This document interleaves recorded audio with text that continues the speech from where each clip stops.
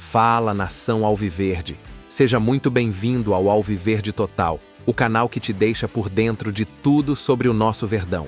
Hoje é dia de jogo e eu trago para vocês todas as informações do Palmeiras contra o Juventude, horário, onde assistir, arbitragem e a provável escalação do Verdão para essa partida. Para Libertadores. Alguém tem vida mais difícil? Nesse aspecto, o Palmeiras tem um pouco mais porque joga fora de casa, né? É claro que nesse jogo contra o Juventude tem esse componente adicional. E a gente lembra quantos anos o Flamengo demorou para vencer o Juventude lá. Então é um pouco mais complicado. O esporte, a gente viu a situação que vive no campeonato, já pensando em 2026. Aliás, é um espaço curto, né? O Palmeiras enfrenta o Santos num espaço curto e o Flamengo enfrenta o esporte também num espaço curto, né, de tempo. Vão se enfrentar, inclusive, na Arena Pernambuco. O Flamengo tem essa possibilidade, é claro, o Palmeiras tem jogado num nível muito alto. E a gente lembra do jogo do primeiro turno, né?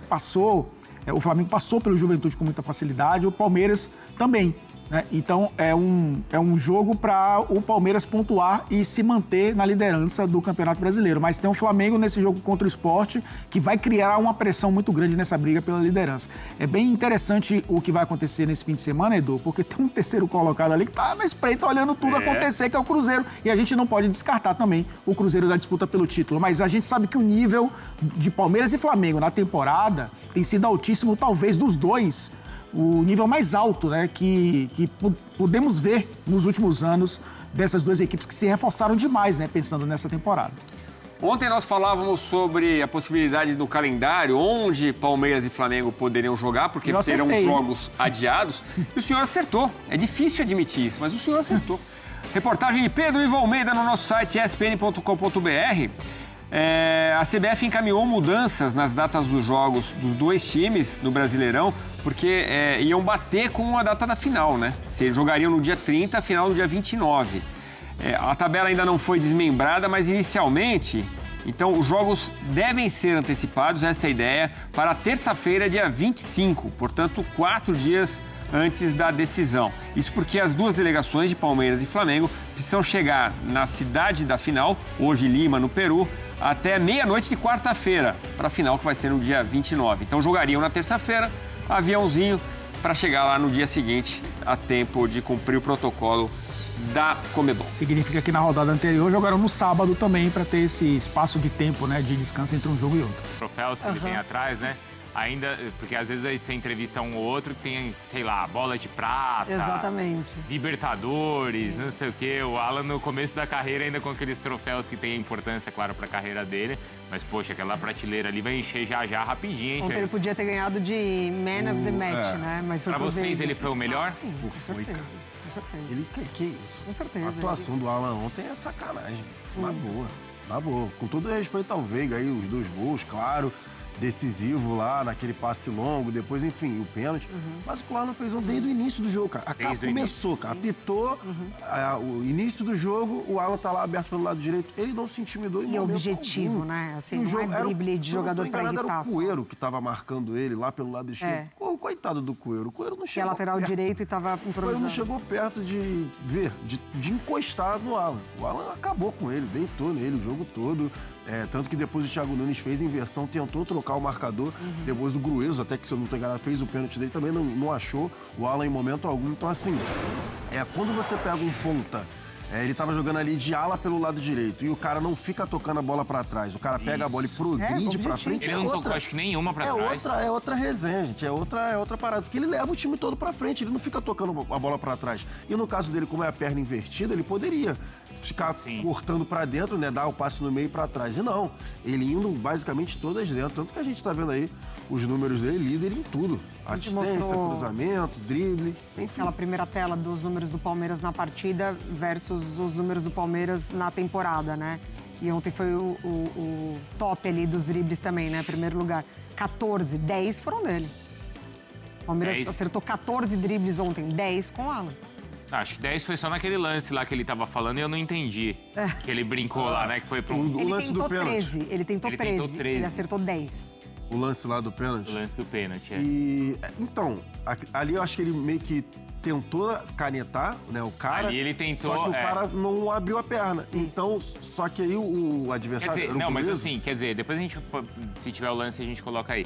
Ele fez toda aquela jogada e ainda ia dar no meio das pernas do cara. E ainda ia canetar o cara. Confiança, pô. Ele deitou o jogo todo. A confiança do cara tá lá em cima. Tem aquela bola que vem, que ele deu uma caneta no cara. Cara, de solada. E eu perguntei pra ele ali, né? Falei assim, cara, como é que você fez aquilo?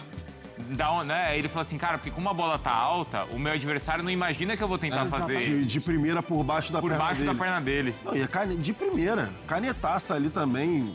Os dribles que ele já tava dando do primeiro toque na bola, do domínio, que fala, né? O domínio orientado e tal. O primeiro toque na bola, ele já driblava os caras. Os caras tentavam encostar nele pra fazer a falta e não estavam conseguindo. Então, obviamente, a confiança, mas desde que ele tava fazendo, desde o primeiro minuto do jogo. Então, assim, eu lembro quando a gente tava conversando sobre até as mudanças do Abel, quando teve a lesão do Evangelista, o Alan foi testado também como segundo volante. E a gente vê assim, pô, não é o lugar dele. Tudo bem, já fez na base e tal, mas pelo menos no profissional, o que ele tá jogando é aí, ó. Aberto pelo lado direito. Você vê que ele vai tentar dar a caneta do cara. Isso. Só que aí, sabe o que o Gruezo pensou? Que ele ia sair pro lado da linha de fundo. Exatamente. E ele ia só proteger a bola. E o Alan foi mais rápido do que ele, ó. Vai ver agora no replay, ó. Ele tira bem. Só que agora, na hora da canetinha, ele achou que, ó, já ganhei o lance. E aí o Alan sai pro lado dele, né, dentro do campo. Aí o Gruezo, olha lá, ele fechando a perninha pra não tomar a caneta.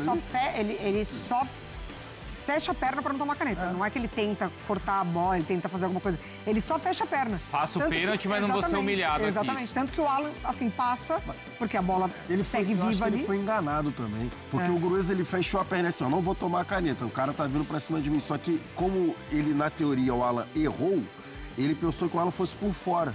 Sim. E aí o Alan percebeu que ele deixou ali a jogada aberta. Ele parou no lance, ele parou e ficou aberto. Então o Alan foi mais rápido e conseguiu ainda chegar na frente e sofrer o pênalti. Mas assim, pra mim ele foi o nome do jogo. Jailson gosta dessa resenha. Eu me amarro. O olho até brilha, hein, Jailson? Eu gosto. Não é? Que aí é o futebol de rua, né? Então, é isso mesmo, né? É, o futebol de rua. O futebol que a gente vê muito daquele toque pro lado, toque pro outro, sabe? Por isso que eu falei, os dribles dele são todos com um objetivo claro. Assim, de jogadores indo pra cima, então essa parte me pega mesmo. E vamos lembrar que ele faz um gol contra o Mirassol. Aliás, a última derrota do Mirassol no Maião foi com aquele gol do Alan, quando o Palmeiras já estava sendo eliminado no Paulista. Vocês lembram? Ele faz um gol de cabeça, aí ele vai bem no Mundial e agora vive essa noite também. Agora, vamos falar a verdade, hein? A magia aconteceu através dele. Cícero Melo. Foi o Cícero. Que homem! Que homem! Cravou. O placar, o momento, não, né? Deixa ele falar. Deixa acontecer. Vamos ver o Cissão. Alguém acha que os 3 brasileiros vão passar? Alguém acha? Vai, Cícero. Você, Cícero. Fala que sim, vai. Olha, primeiro eu vou fazer uma profetização aqui. Olha lá. Já fecha nele. Já fecha nele, já fecha no Cícero. Já abre aí. Abre tela pro Cícero Melo. Abre tela no Cícero Melo. Vai. Aqui, ó. Mas vai só nele. E é direcionado a você, torcedor palmeirense. Cícero. Vai, Cissão. Se o Palmeiras fizer um gol até os 20 minutos do primeiro tempo, vai fazer o que precisa sem pênalti. Vai meter 4-0 pelo menos. 4 gols. Se fizer um gol até os 20 do primeiro tempo. Não tem como segurar esse time se ele fizer 1-0 na metade do primeiro tempo. Isso é personalidade. Isso aí eu afirmo e assino embaixo. Agora, futebol tudo pode acontecer, mas fica aí pra você, torcedor palmeirense. Incentive esse time pra meter um gol até metade do primeiro tempo. Vocês vão sair consagrados do Allianz Parque. Vou aplaudir. Ele cravou o tempo. Gênio. Teve gente ali que duvidou. Tem que falar, pô. Teve gente que duvidou. Quem duvidou? Não sei, mas eu vou rever ali depois. Fala quem duvidou. Quando é que vocês falaram assim, já vou chamar a Jalili, o Palmeiras vai virar? 1-0, pô. No 1-0? Sério mesmo. E você, Eu Mari? achei também, no 1-0. No primeiro? No primeiro gol. Eu só passei a acreditar que o Palmeiras viraria no segundo gol. No Fux. Não, quando foi pro intervalo ali com 2-0. O Palmeiras tava amassando. Jalili, vamos lá, hein? Porque o Palmeiras tá na final da Libertadores, beleza, mas também tem brasileiro e tem muita coisa ainda pela frente. E parabéns pro Cícero, hein? Foi demais aí o que o Cícero falou. É isso, Bruno. O Palmeiras já está classificado para essa final contra o Flamengo da Libertadores lá no dia 29 de novembro, mas a disputa com o Flamengo pelo título do Campeonato Brasileiro também segue. Neste momento, o Palmeiras é o líder com 62 pontos, 1 a mais que o Flamengo, vice-colocado, e 5 a mais que o Cruzeiro, que aparece na terceira colocação, porém com um jogo a mais em relação a Palmeiras e Flamengo. Como o Jailson falou aí, até essa final do dia 29, o Palmeiras tem 6 jogos do Campeonato Brasileiro. Já neste domingo encara o Juventude fora de casa e depois mais 5 jogos. Contra o Santos no Allianz Parque, contra o Mirassol fora, contra o Santos mais uma vez, jogo atrasado, válido pela 13ª rodada na Vila Belmiro, depois encara o Atlético fora e por último, o último jogo antes então dessa decisão contra o Flamengo é contra o Fluminense no Allianz Parque. Então a gente tem que ver, né, faltando aí 9 rodadas para o fim do Campeonato Brasileiro, o que o Abel vai fazer em relação à rodagem de elenco visando essa final contra o Flamengo no dia 29.